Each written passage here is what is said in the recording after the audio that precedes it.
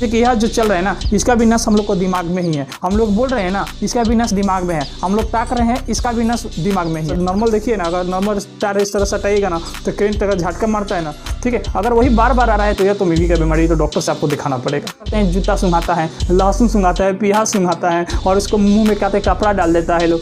नमस्कार दोस्तों, आज हम लोग जानेंगे एपिलेप्सी यानी मिर्गी आना। मिर्गी आना यह एक न्यूरो का बीमारी है, यानी दिमाग का बीमारी है।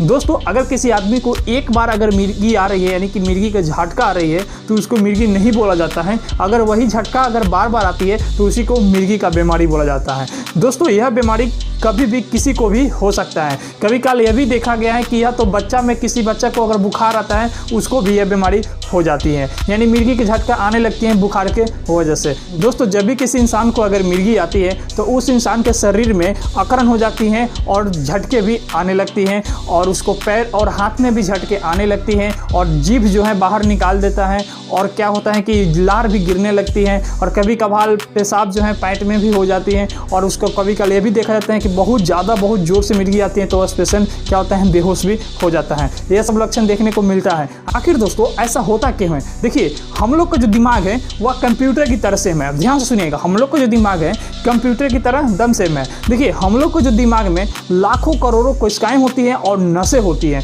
अगर उस नस जो है ना, उस नस में अगर शॉर्ट लगती है तो इसके वजह से आपको मिर्गी आने लगती है। तो देखिए हम क्या बताएं, शॉर्ट का मतलब क्या हुआ कि उसमें हम लोग को दिमाग के जो नस है ना उसमें करेंट दौड़ता है, ठीक है। उस करेंट में अगर शॉर्ट लगती है, यानी नस में नस सड़ता है तो शॉर्ट लगता है, तो जिस हिस्सा में शॉर्ट लगता है उस हिस्सा का अंग काम करना बंद कर देता है। अर्थात कहने का मेरा यही मतलब है कि हम लोग का ब्रेन से जितने भी नस हैं सबसे मिला जुला है। जैसे मान लीजिए कि यह जो चल रहा है ना, इसका भी नस हम लोग को दिमाग में ही है। हम लोग बोल रहे हैं ना, इसका भी नस दिमाग में है। हम लोग ताक रहे हैं, इसका भी नस दिमाग में ही है। तो ठीक है, तो इसी में अगर मान लीजिए कि जो हाथ देख रहे हैं ना, इस हाथ इस तरह उठा रहे हैं, इसका भी नस दिमाग में है। अगर इस सब नस में भी अगर कहीं शॉर्ट लगती है, ठीक है, तो यह हाथ काम करना बंद कर देती है। इस हाथ में भी अकड़न आने लगती है, ठीक है। तो यानी कि समझ लीजिए कि हम लोग को ब्रेन में जो है ना इलेक्ट्रिक चलते रहता है, ठीक है। यानी कि धारा, जो विद्युत धारा बोलते हैं, यानी लाइन बोलते हैं, करेंट बोलते हैं, वह करेंट चलते रहता है, ठीक है। अगर वह करेंट किसी कारण से अगर सट जाती है, यानी कि भेन सब नॉर्मल देखिए ना, अगर नॉर्मल तार इस तरह सटाइएगा ना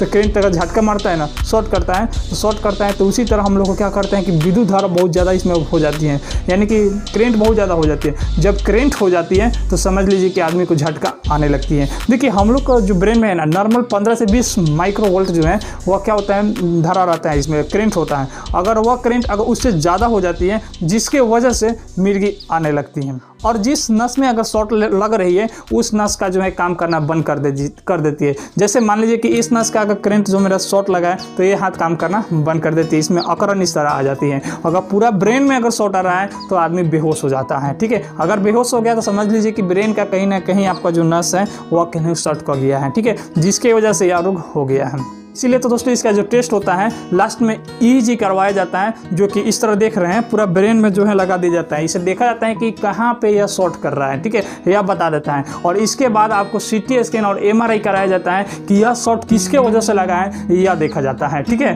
तो इसके बाद पता चलता है कि यह बीमारी है तो उस हिसाब से इसका इलाज किया जाता है। अगर मेडिसिन से इलाज होने वाला है तो मेडिसिन से इलाज होता है, और नहीं तो उसको लास्ट में सर्जरी किया जाता है अगर सर्जरी की ज़रूरत है तब, और नहीं तो 2-3 साल के अंदर दवाई चला जाता है मिर्गी का, बिल्कुल ठीक हो जाता है। और दोस्तों इसके अलावा बहुत सारे कारण हैं। जैसे मान लीजिए कि अगर आपको दिमाग में चोट लगे, इसकी वजह से भी आपको मिर्गी आ सकता है। अगर ब्रेन में अगर किसी प्रकार के स्ट्रोक हो गया, यानी लाकवा मार दिया, इसके वजह से भी आपको मिर्गी आ सकता है। ब्रेन ट्यूमर हो गया, इसके वजह से भी आपको मिर्गी आ सकता है। अगर ब्रेन में TB हो गया, इसके वजह से भी आपको मिर्गी आ सकता है। अगर ब्रेन में मान लीजिए कि ऑक्सीजन कम मिल रहा है, इसके वजह से भी मिर्गी आ जाती है। तो यह सामान्य लक्षण है। मान लीजिए किसी व्यक्ति को अगर एक बैग मिर्गी आ गया, ठीक है, और उसके मिर्गी की बीमारी नहीं है, तो समझिए कि कहीं ना कहीं उसका जो है ऑक्सीजन का लेवल कम हुआ है ब्रेन में, जिसके वजह से क्या होता है उसको मिर्गी आ गया है, ठीक है। और अगर ये तो सामान्य बात है, इससे ये तो तुरंत ठीक हो जाता है, डॉक्टर पास जाइएगा, ये बिल्कुल ठीक हो जाएगा, ठीक है। अगर वही बार बार आ रहा है तो यह तो मिर्गी का बीमारी, तो डॉक्टर से आपको दिखाना पड़ेगा। दोस्तों, मिर्गी कितने प्रकार के होते हैं? देखिए, मिर्गी जो है 2 प्रकार के होते हैं। एक होता है जेनोराइड्स, इसमें होता क्या है कि पूरा ब्रेन में शॉर्ट कर जाती है। जब ब्रेन में शॉर्ट कर जाती है तो पूरा मरीज जो है ना इसमें बेहोश हो जाती है। फोकल एपिलेप्सी, देखिए फोकल एपिलेप्सी में क्या होता है कि बोलने की क्षमता और चलने की क्षमता ये कम हो जाती है, और सुनने की भी क्षमता कम हो जाती देती है और हाथ पैर में अकड़न आने लगती है। यह सामान्य मिर्गी है, यह सबसे ज़्यादा देखा जाता है। आप लोग देखे होंगे रास्ते में चलते चलते पूरा आगे आ गया और पूरा इस तरह करने लगा, ठीक है। तो यह मिर्गी का लक्षण हो सकता है, यह फोकल एपिलेप्सी का लक्षण हो सकता है। और दोस्तों मिर्गी आने पर क्या करना चाहिए? देखिए मिर्गी आने पर अधिकांश लोग क्या करते हैं, जूता सूंघाता है, लहसुन सूंघाता है, प्याज सूंघाता है और उसको मुंह में कहते हैं कपड़ा डाल देता है लोग। यह सब बिल्कुल नहीं करना चाहिए, ये सब नहीं बिल्कुल करना चाहिए। और लोग कहता है लोग कि जूता सूंघाने से हमको ठीक हो गया। जूता सूंघाने से थोड़े ठीक हुआ है, उस मिर्गी हिला ही नहीं था तो ठीक कहाँ से होगा, ठीक है। मिर्गी जब रहता तो वो ठीक नहीं होता है। मान लीजिए किसी कहाँ से झटका आया, उस सूंघा रहे समय 1-2 मिनट के बाद अपने से आ गया तो कहेगा लोग कि जूता सूंघाना से हो गया है।